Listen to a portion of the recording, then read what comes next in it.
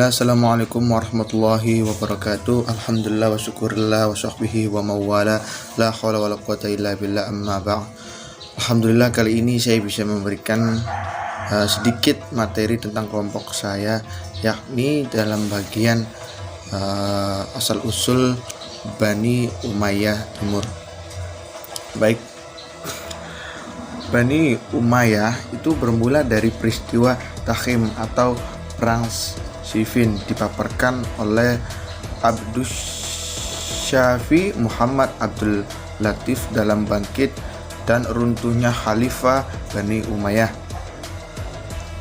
Ini adalah perang saudara antara kubu Muawiyah pertama kontrak Ali bin Abi Thalib, Khalifah keempat setelah wafatnya Rasulullah SAW. Perang Siffin terjadi usai kematian Khalifah ketiga Utsman bin Affan pada tanggal 17 Juni 656 Masehi yang membuka peluang bagi Ali bin Abi Thalib membantu Nabi Muhammad SAW untuk memimpin. Ali bin Abi Thalib wafat pada tanggal 29 Januari 661 Masehi. Kepemimpinan sempat dilanjutkan oleh Hasan putra Ali dan cucu Nabi Muhammad SAW selama beberapa bulan. Hasan kemudian melepaskan jabatannya. Sejarah dan peralihan masa kekuasaan kerajaan Bani Umayyah didirikan oleh Muawiyah bin Abu Sufyan pada tahun 41 Hijriah atau 661 Masehi di Damaskus dan berlangsung hingga pada tahun 132 Hijriah atau 750 Masehi. Nama dinasti ini diambil dari tokoh Umayyah bin Abd Aishi Syamsi, kakek buyut dari Khalifah pertama Bani Umayyah, yaitu Muawiyah pertama. Muawiyah pertama Ibnu Abu Sufyan adalah seorang politis handal, ahli administrasi, wawasan luas, bijaksana, dan dermawan. Karir pertama dari pengalaman politik sebagai gubernur Syam pada masa Khalifah Utsman bin Affan cukup mengantarkan dirinya mampu mengambil alih kekuasaan dari genggaman keluarga Ali bin Abi Thalib, tepatnya setelah Husain putra Ali bin Abi Thalib dapat dikalahkan oleh Umayyah. Bani Umayyah adalah salah satu dari keluarga suku Quraisy keturunan Umayyah bin Abdus Syamsi bin Abdul Manaf, seorang pemimpin suku Quraisy yang terpandang pada waktu itu. Sebagian besar anggota keluarga Bani Umayyah menentang Nabi Muhammad SAW yang menyampaikan Islam setelah Nabi Muhammad SAW pindah dari Mekah ke Madinah dan berhasil mendapatkan pengikut di kota tersebut. Sikap pemusuhan Bani Umayyah sebelum berakhir, mereka memimpin orang Quraisy untuk menentang dan memerangi Nabi Muhammad SAW. Peperangan pun terjadi beberapa kali, namun mereka tidak berhasil mengalahkan Nabi Muhammad SAW. Ya, segitu saja yang bisa saya sampaikan, kurang lebihnya mohon maaf. Saya kembalikan ke materi selanjutnya. Terima kasih. Wassalamualaikum warahmatullahi wabarakatuh. Bismillahirrahmanirrahim. Perkenalkan, nama saya Solihatul Maula. Di sini saya akan menjelaskan mengenai Khalifah Bani Umayyah. Khalifah Bani Umayyah terdiri dari 14 khalifah. Namun di antara 14 khalifah ini terdapat 4 khalifah yang dikatakan sebagai khalifah yang terbaik. Nah, siapakah mereka? Di antaranya ialah Khalifah Muawiyah bin Abu Sufyan, Khalifah Abdul Malik, Khalifah Al-Walid, dan juga Khalifah Hisham. Oke, lanjut kepada khalifah yang pertama, yaitu Khalifah Muawiyah ibnu Abi Sufyan. Pada tahun 41 sampai dengan 60 Hijriah atau 661 sampai dengan 680 Masehi. Muawiyah dilahirkan kira-kira 15 tahun sebelum hijrah dan masuk Islam pada hari penaklukan kota Mekah, yaitu bersama-sama dengan penduduk kota Mekah lainnya. Waktu itu ia berusia 23 tahun. Khalifah Utsman menobatkannya sebagai Amir al-Bahr yang memimpin penyerbuan ke kota Konstantinopel meski belum berhasil. Kemudian Muawiyah wafat pada tahun 60 Hijriah di Damaskus karena sakit, setelah ia menjadi khalifah kurang lebih selama 19 tahun. Kebijakan-kebijakan pada masa kekhalifahan Muawiyah ialah sebagai berikut. Pertama, mengubah sistem pemerintahan dari demokratis menjadi monarki hereditas, yaitu kerajaan yang turun-temurun. Sistem pemerintahan ini diadopsi dari Persia dan juga Bizantium. Langkah awal yang diambil dalam menggunakan sistem pemerintahan tersebut yakni dengan mengangkat Yazid yaitu putranya sebagai putra mahkota. Kemudian memindahkan pusat pemerintahan dari Madinah ke Damaskus, menarik pasukan penggabung Konstantinopel, mendirikan pelayanan pos yaitu Diwanul Barid, mendirikan departemen pencatatan yaitu Diwanul Khatam, memisahkan urusan keuangan dari urusan pemerintahan dengan mengangkat seorang pejabat khusus yang diberi gelar Sohibul Kharaj dan mendirikan kantor cap yaitu untuk pencetakan mata uang. Selanjutnya ialah Khalifah Abdul Malik bin Marwan yaitu pada tahun 65 sampai 86 Hijriah atau 685 sampai 705 Masehi. Khalifah Abdul Malik ini dipandang sebagai pendiri kedua bagi Daulah Umayyah karena ketika ia diangkat menjadi khalifah, alam Islami ini sedang berada dalam keadaan terpecah belah. Khalifah Abdul Malik merupakan khalifah yang memiliki masa kepemimpinan yang paling lama yaitu 21 tahun. Ditopang oleh para pembantunya yang juga termasuk orang-orang yang kuat dan menjadi kepercayaannya, yaitu Al-Hajjaj bin Yusuf yang gagah berani di medan perang dan Abdul Aziz yaitu saudaranya yang dipercaya memegang jabatan sebagai gubernur di Mesir. Adapun karakter dari Khalifah Abdul Malik yaitu memiliki kepercayaan diri yang baik. Pada masa kepemimpinannya, ia mampu mengembalikan sepenuhnya integritas wilayah dan wibawa kekuasaan Bani Umayyah dengan dapat ditundukkannya gerakan separatis Abdullah bin Zubair di Hijaz, pemberontakan kaum Syiah dan Khawarij, aksi teror Muhtasar bin Ubaid as-Saqafi di Kufah, pemberontakan Mus'ab bin Jubair di Irak, serta Romawi yang menggoncangkan sendi-sendi pemerintahan Umayyah. Berikut ini beberapa kebijakan yang diambil oleh Khalifah Abdul Malik selama masa kepemimpinannya. Pertama, menggunakan bahasa Arab sebagai bahasa resmi dan administrasi di seluruh wilayah Bani Umayyah. Arabisasi yang dilakukannya meliputi Arabisasi kantor perpajakan dan juga kantor keuangan. Lalu mencetak mata uang secara teratur. Pengangkatan gubernur dari kalangan Bani Umayyah saja yakni kawan-kawannya, kerabat-kerabatnya dan juga keturunannya. Bagi para gubernur tersebut tidak diberikan kekuasaan secara mutlak. Lalu guna untuk memperlancar pemerintahannya, yang mendirikan kantor-kantor pos dan membuka jalan-jalan guna kelancaran dalam pengiriman surat, serta membangun beberapa gedung, masjid dan juga saluran air. Selanjutnya ialah Khalifah Al-Walid bin Abdul Malik yaitu pada tahun 89 sampai 96 Hijriah atau 705 sampai 715 Masehi. Setelah wafatnya Abdul Malik bin Marwan, pemerintahan dipimpin oleh Al-Walid bin Abdul Malik. Maka pada masa kekuasaannya, kekuasaan Islam melangkah ke Spanyol di bawah kepemimpinan pasukan Tariq bin Ziyad ketika Afrika Utara dipegang oleh Gubernur Musa bin Nusair. Karena kekayaan yang melimpah ruah, maka ia menyempurnakan pembangunan-pembangunan, gedung-gedung, pabrik-pabrik, dan jalan-jalan serta sumur. Ia membangun Masjid Al-Amawi yang terkenal hingga sekarang di Damaskus, membangun Masjid Al-Aqsa di Yerusalem, serta memperluas Masjid Nabawi di Madinah. Ia juga melakukan penyantunan kepada para anak yatim piatu, bagian miskin, dan penderita cacar. Ia pun membangun rumah sakit bagi penderita kusta di Damaskus. Dan yang terakhir yaitu Khalifah Hisham bin Abdul Malik, itu pada tahun 105 sampai 125 Hijriah atau 724 sampai 743 Masehi. Masa pemerintahan Hisham cukup lama, yaitu kira-kira 20 tahun. Hisham termasuk khalifah-khalifah yang terbaik, terkenal sebagai seorang yang penyantun dan bersih pribadinya. Ia telah mengatur kantor-kantor pemerintahan dan memperbaiki perhitungan keuangan negara dengan amat teliti. Musuh-musuh Bani Umayyah pun mengakui betapa baiknya pembukuan di masa Hisham ini. Hisham dikenal sebagai khalifah yang penyantun dan sangat bertakwa.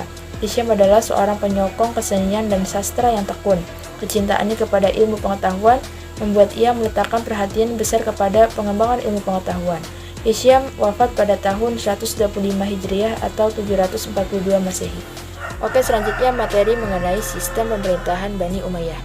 Ketika Muawiyah bin Abu Sufyan menjadi khalifah pertama Bani Umayyah, beliau bukan hanya merubah atau memindahkan ibu kota negara, tetapi merubah pula sistem pemerintahannya. Menurut Taqiyuddin Ibnu Taimiyah, dalam karyanya yang berjudul As-Siyasah fi Islah Ar-Ra'iyah, sistem pemerintahan Islam pada masa Khulafaur Rasyidin ini bersifat demokrasi, lalu berubah menjadi monarki hereditas, yaitu kerajaan turun-temurun.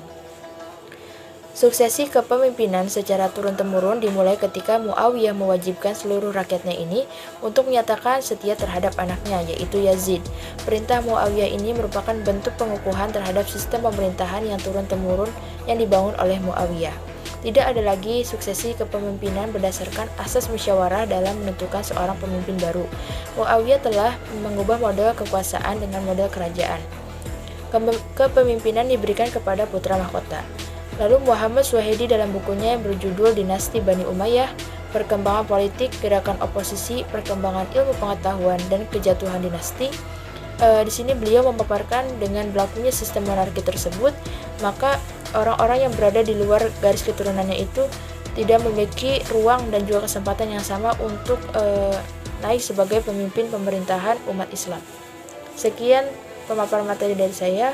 Kurang lebihnya mohon maaf. Wassalamualaikum warahmatullahi wabarakatuh. Bismillahirrahmanirrahim. Assalamualaikum warahmatullahi wabarakatuh.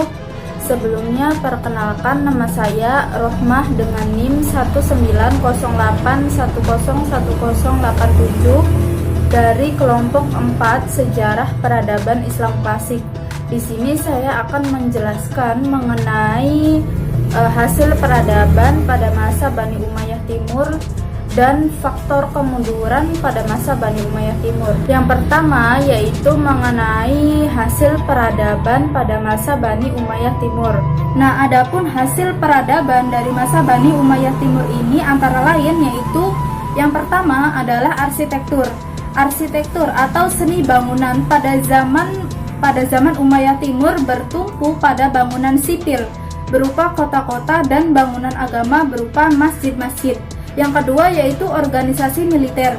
Pada masa Bani Umayyah Timur, organisasi militer terdiri dari angkatan darat atau Al-Jun, angkatan laut atau Al-Bahriyah, dan angkatan kepolisian atau Al-Syurta. Kemudian yang ketiga yaitu perdagangan. Pada masa ini lintas perdagangan melalui dua jalur. Yang pertama yaitu jalur darat dan juga jalur laut. Nah, jalur darat melalui jalan Sutera ke Tiongkok guna memperlancar perdagangan sutera keramik, obat-obatan, dan wewangian. Adapun jalur laut menuju ke arah negeri-negeri belahan timur untuk mencari rempah-rempah, bumbu, ambar, kasturi, permata, logam mulia, gading, dan bulu-buluan. Nah, selanjutnya yaitu kerajinan. Pada masa Khalifah Abdul Malik mulai dirintis pembuatan tiras atau semacam bordiran. Nah, yakni cap resmi yang dicetak pada pakaian khalifah dan para pembesar pemerintahan. Nah, selain itu, dalam sumber yang lain juga disebutkan beberapa hasil dari peradaban pada masa Bani Umayyah Timur, yaitu penyempurnaan tulisan Al-Quran dan penyempurnaan tulisan hadis. Pada masa penyempurnaan tulisan Al-Quran, yaitu disempurnakan dengan telah diberikannya titik dan baris, karena Al-Quran yang telah dikodifikasi pada zaman Abu Bakar dan Utsman bin Affan ditulis tanpa titik, sehingga tidak dapat dibedakan antara huruf fa dengan huruf qaf atau huruf ba dengan huruf ta atau yang lainnya, serta tidak menggunakan baris, sehingga tidak dapat dibedakan antara fathah yang berbunyi a, kasroh yang berbunyi i, atau domah yang berbunyi u. Kemudian yaitu penulisan hadis. Nah, pada zaman Umar ibnu Abdul Aziz adalah khalifah yang mempelopori penulisan hadis. Beliau memerintahkan kepada Abu Bakar ibnu Muhammad ibnu Amr ibnu Hajm pada tahun 120 Hijriah, gubernur Madinah, untuk menuliskan hadis yang ada dalam hafalan-hafalan hadis. Kemudian selanjutnya yaitu mengenai kemunduran pada masa Bani Umayyah Timur. Nah, adapun faktor-faktor kemunduran pada masa Bani Umayyah Timur ini yaitu yang pertama, sistem pergantian khalifah melalui garis keturunan. Nah, sistem pergantian khalifah melalui garis keturunan ini adalah sesuatu hal yang baru bagi tradisi Arab yang lebih menekankan aspek senioritas. Nah, pengaturannya tidak jelas sehingga ketidakjelasan sistem pergantian khalifah ini menyebabkan terjadinya persaingan yang tidak sehat di kalangan anggota keluarga di istana. Kemudian yang kedua yaitu latar belakang terbentuknya dinasti Bani Umayyah Timur tidak bisa dipisahkan dari adanya konflik. Nah, adapun konfliknya yaitu mengenai konflik politik yang terjadi di masa Ali, sisa-sisa Syiah dan Khawarij terus menjadi gerakan oposisi baik secara terbuka maupun secara sembunyi-sembunyi di masa pertengahan kekuasaan Bani Umayyah Timur. Kemudian selanjutnya yaitu pada masa pemerintahan Bani Umayyah Timur, pertentangan etnis antar suku Arabia Utara atau Bani Qais dan Arabia Selatan atau Bani Kalb yang sudah ada sejak sebelum Islam makin meruncing. Nah, perselisihan ini mengakibatkan para penguasa Bani Umayyah mendapatkan kesulitan untuk menggalang persatuan dan kesatuan. Selanjutnya yaitu lemahnya pemerintahan Daulah Bani Umayyah Timur juga disebabkan oleh sikap hidup mewah di lingkungan istana sehingga anak-anak khalifah tidak sanggup memikul beban berat kenegaraan. Tatkala mereka mewarisi kekuasaan karena sudah terbiasa mengikut kepada orang tua, jadi anak-anak dari khalifah ini tidak bisa hidup mandiri ibaratnya karena hidup mewah begitu. Kemudian yang terakhir yaitu penyebab langsung tergulingnya kekuasaan dinasti Bani Umayyah Timur ini adalah munculnya kekuatan baru yang dipelopori oleh keturunan Al-Abbas Ibnu Abdul Al-Muthalib. Nah, gerakan ini mendapat dukungan penuh dari Bani Hashim dan golongan Syiah dan kaum Mawali yang merasa dikelas duakan oleh pemerintah Bani Umayyah. Nah, mungkin cukup sekian pembahasan mengenai masa Bani Umayyah Timur dari kelompok 4 Sejarah Peradaban Islam Klasik. Kurang dan lebihnya mohon maaf. Wabillahi taufik wal hidayah. Wassalamualaikum warahmatullahi wabarakatuh. Terima kasih, semoga bermanfaat.